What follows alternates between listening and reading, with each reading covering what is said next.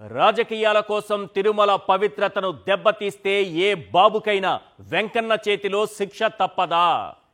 రాజకీయాల కోసం తిరుమల పవిత్రతను ఉద్దేశపూర్వకంగా తమ అవసరాల కోసం దెబ్బతీసిన ఏ బాబుకైనా వెంకన్న చేతిలో, ఆ దేవదేవుని చేతిలో శిక్ష తప్పదా? ఎస్, కనీస ఆధారాలు లేకుండా కేవలం రాజకీయ ప్రయోజనాల కోసం దేవదేవుణ్ణి వాడుకుంటున్న చంద్రబాబుకు దేవుడంటే భయమూ లేదు, భక్తి లేదు. తండ్రిలానే అబద్ధాల విషం కక్కే లోకేష్ తన ఫేక్ న్యూస్ ఫ్యాక్టరీల ద్వారా, చేతిలో ఉన్న ఛానల్స్ ద్వారా దేశవ్యాప్తంగా తప్పుడు ప్రచారాలు చేస్తూ తనకు కూడా దేవుడంటే భయమూ లేదు, భక్తి లేదని చాటుకుంటున్నారు. తిరుమల పవిత్రతను అపఖ్యాతికి గురి చేసింది చంద్రబాబే. ఎందుకంటే పవిత్రమైన శ్రీవారి లడ్డూలో జంతువుల కొవ్వు కలిసిందని ప్రచారం చేసి కోటాను కోట్ల భక్తుల మనోభావాలు దెబ్బతీశారు. ఇప్పుడు జంతువుల కొవ్వు అనే మాట మాయమైపోయింది. కల్తీ నెయ్యి అనే మాట తెరపైకి వచ్చింది. ఒక్కడంటే ఒక్కడు కూడా జంతువుల కొవ్వుపై ఇప్పుడు నోరు మెదపడం లేదు. అంతా కల్తీ నెయ్యి అంటూ 100 అడుగులు వెనక్కేసి మాట్లాడుతున్నారు. సుప్రీంకోర్టు నియమించిన సిట్ కూడా చంద్రబాబు మనుషులతో నిండిపోయింది. సృష్టించిన కల్తీ నెయ్యికి ఆధారాలు లేకపోవడంతో ఇప్పుడు 1000 అడుగులు వెనక్కి వెళ్లి రసాయనాలతో తయారు చేసిన నెయ్యి అంటున్నారు. జంతువుల కొవ్వు ఏమైపోయిందో నారా ఫ్యామిలీ సమాధానం చెప్పదు. సనాతని నోరు మెదపడు. సిట్ను ముందు పెట్టి తెరచాటు రాజకీయాలు చేయొచ్చు. వీళ్ళు చేసే పాపాలు, వీళ్ళు చెప్పే అబద్ధాలు, వీళ్ళు ఆడే ఆటలు, వీళ్ళు చేసే వేషాలు, వీళ్ళు చేసే దుష్ప్రచారాలు, వీళ్ళు చేసే అకృత్యాలు భగవంతుడు చూస్తున్నాడు. ఆలస్యమైన తప్పు చేసింది ఎవ్వరైనా అసలు దోషులు శిక్ష అనుభవించక తప్పదు. ప్రభుత్వ వైఫల్యాలు బయటపడుతున్న ప్రతిసారి డైవర్షన్ కోసం ఆ దేవదేవుణ్ణి వాడుకోవడం చంద్రబాబుకు అలవాటుగా మారిందా? ఆ వెంకన్న సాక్షిగా చంద్రబాబు సమాధానాలు చెప్పాల్సిన ప్రశ్నలు కొన్ని ఉన్నాయి. అవేంటో ఒక్కసారి మనం స్క్రీన్ పైన చూద్దాం. Right, question number 1. పవిత్రమైన శ్రీవారి లడ్డూలో జంతువుల కొవ్వు కలిసిందని దుష్ప్రచారం చేసింది చంద్రబాబే అన్నది నిజం కాదా? Question number 2. చంద్రబాబు ఆరోపణలపై సిబిఐ విచారణకు ఆదేశించాలని వైవి సుబ్బారెడ్డి సుప్రీంని ఆశ్రయించింది వాస్తవం కాదా? Question number 3. సిబిఐ పేరుతో విచారణ అని అంటున్న సిట్ను చంద్రబాబు వీర విధేయ అధికారులతో, వీళ్ళ పేర్లు తర్వాత మాట్లాడుకుందాం, ఎవరెవరున్నారు ఇందులో అన్నది. చంద్రబాబుకు వీర విధేయులు ఏ రకంగా ఎన్నికల నిర్వహణలో కూడా చంద్రబాబుకు సాయపడ్డారో వాళ్ళ పేర్లు తర్వాత మాట్లాడుకుందాం. విచారణ అని అంటున్న సిట్ను చంద్రబాబు వీర విధేయ అధికారులతో నింపేసింది నిజం కాదా? Question number 4. 2024 జూన్లో చంద్రబాబు ముఖ్యమంత్రి అయ్యాకే టీటీడీకి కల్తీ నెయ్యి సరఫరా అయ్యింది వాస్తవం కాదా? జగన్మోహన్ రెడ్డి గారు సీఎంగా ఉన్నటువంటి సమయంలో టీటీడీలో అప్పుడు ఉన్నటువంటి బోర్డు ఓ కంపెనీకి టెండర్ అవకాశం కల్పించి, సరఫరాకి అవకాశం కల్పిస్తే టెండర్ ఓకే చేస్తే, కానీ నెయ్యి సరఫరా చేసింది ఎప్పుడు? చంద్రబాబు నాయుడు గారు ముఖ్యమంత్రి అయ్యాక. మరి ఎవరు పట్టుకోవాలి? Next, question number 5. కల్తీ నెయ్యితో లడ్డూలు తయారు చేశారా లేదా అన్న దానిపై చంద్రబాబు నోరు మెదపడం లేదన్నది నిజం కాదా? ఇది కదా బయటికి రావాల్సిన విషయం. Right, question number 6. ఇప్పుడు రసాయనాల నెయ్యి సరఫరా చేశారంటున్న బోలే బాబాను బ్యాన్ చేసింది వైవి సుబ్బారెడ్డి హయాంలోనే అన్నది వాస్తవం కాదా? ఇది చంద్రబాబు దాచిపెట్టేస్తారు. Next, question number 7. టీటీడీ మాజీ ఈవో ధర్మారెడ్డి పేరుతో ఎల్లో మీడియా, సోషల్ మీడియాలో చేస్తున్న ప్రచారం పచ్చి అబద్ధమన్నది నిజం కాదా? Question number 8.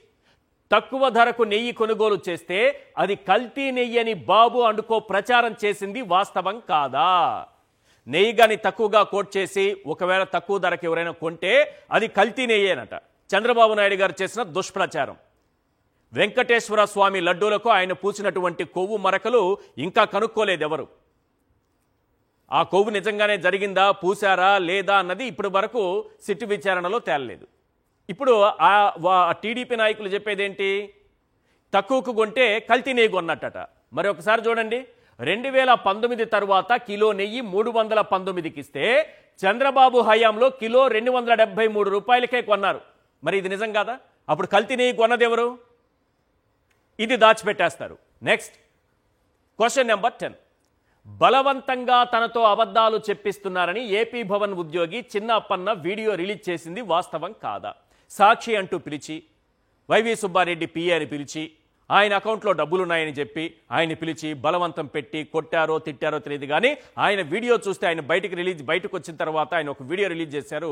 తనని ఎంత బలవంతం పెట్టి పేర్లు చెప్పించారో అబద్ధాలు చెప్పించారన్నది. మరి అది వాస్తవం కాదా? ఇవి కాకుండా ఇది 10 ప్రశ్నలు కాకుండా చంద్రబాబు నాయుడు గారు సమాధానాలు చెప్పాల్సిన ప్రశ్నలు అనేకం ఉన్నాయి. ఆనాడు ఈవో శ్యామలరావు చెప్పిన దానికి భిన్నంగా చంద్రబాబు శ్రీవారి లడ్డూల్లో జంతువుల కొవ్వు కలిసిందని ఆరోపించారు. ఇదే విషయాన్ని ఎల్లో మీడియా దేశవ్యాప్తంగా ప్రచారం చేసింది. ఒక పాపాన్ని మూటగట్టుకుంది. ఇప్పుడు జరుగుతున్న విచారణలో కానీ ఎల్లో మీడియాలో కానీ ఇప్పటి వరకు జంతువుల కొవ్వు కలిసిన నెయ్యి అనే మాట ఎందుకు వినబడడం లేదు? అంటే అది అబద్ధమని తేలిపోయినట్టే కదా. మరి ఇంతటి పాపానికి ఒడిగట్టిన చంద్రబాబుకు భగవంతుడు విధించే శిక్ష ఏంటి? ఆ తరువాత కల్తీ నెయ్యి అన్నారు. నిన్న మొన్నటి దాకా అదే ప్రచారం చేశారు. అంటే నెయ్యిలో ఏ డాల్డానో కలిస్తే దాన్ని కల్తీ నెయ్యి అంటారు. ఇప్పుడు కల్తీ నెయ్యిని పక్కన పెట్టేశారు. రసాయనాలతో తయారు చేసిన నెయ్యి అంటున్నారు. కాస్త చదువుకున్న వాళ్ళైనా దేవదేవుడి భక్తులైనా అడిగేది ఒకటే. 2014-19 మధ్య 15 సార్లు, 2019-24 మధ్య 18 సార్లు నాణ్యత లేని కారణంగా గుర్తుంచుకోండి. కల్తీనే కాదు, ప్రమాణాలకు కాస్త 0.1% టీటీడీ ప్రమాణాలకు 0.1% తేడా వచ్చినా సరే ఆ నెయ్యి ట్యాంకర్లు తిరిగి వెనక్కి పంపిస్తారు. 2014-19 మధ్య 15 సార్లు, 2019-24 మధ్య 18 సార్లు ఇలా నెయ్యి ట్యాంకర్లు వెనక్కి వెళ్ళాయి. కాస్త తేడా వచ్చినా సరే వెనక్కి పంపించేస్తారు. అంటే ఎంతటి పటిష్టమైనటువంటి వ్యవస్థ మన దగ్గర ఉంది. అటువంటి వ్యవస్థను దాటుకొని ముందేమో జంతువుల కొవ్వు అన్నారు. అది కలిసిందా లేదా చెప్పండి, దాంతో లడ్డూలు తయారు చేశారా చెప్పండి అంటే అది మాత్రం చెప్పరు.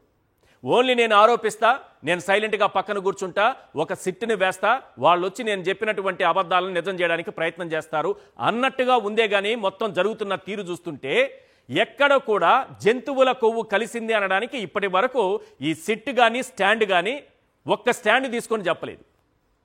చంద్రబాబు నాయుడు గారి స్టాండ్ ప్రకారం పోతున్నారే కానీ ఎక్కడ మరి వెనక్కి వెళ్ళిపోయి ట్యాంకర్లు నాణ్యత లేకపోతే ఆ ట్యాంకర్లన్నీ నెయ్యిలో నాణ్యత లేకపోతే ట్యాంకర్లన్నీ వెనక్కి వెళ్ళిపోతున్నాయి కదా.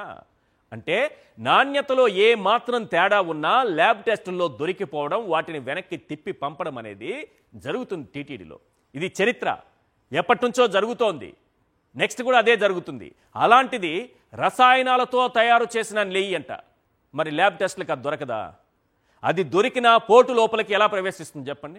ఇక్కడ టెస్టుల్లో దొరికితేనే నాణ్యత లేదని కొన్ని పంపించేశారు. అట్లాంటిది రసాయనాలతో తయారు చేసినటువంటి నెయ్యి అట. అంటే నెయ్యిలో అసలు ఏమీ ఉండవు, కేవలం రసాయనాలతోనే. కొన్ని పాలు తయారు చేస్తూ ఉంటారు యూరియాతో, మనం చూస్తూ ఉంటాం కదా. ఆ రకంగా చేశారట.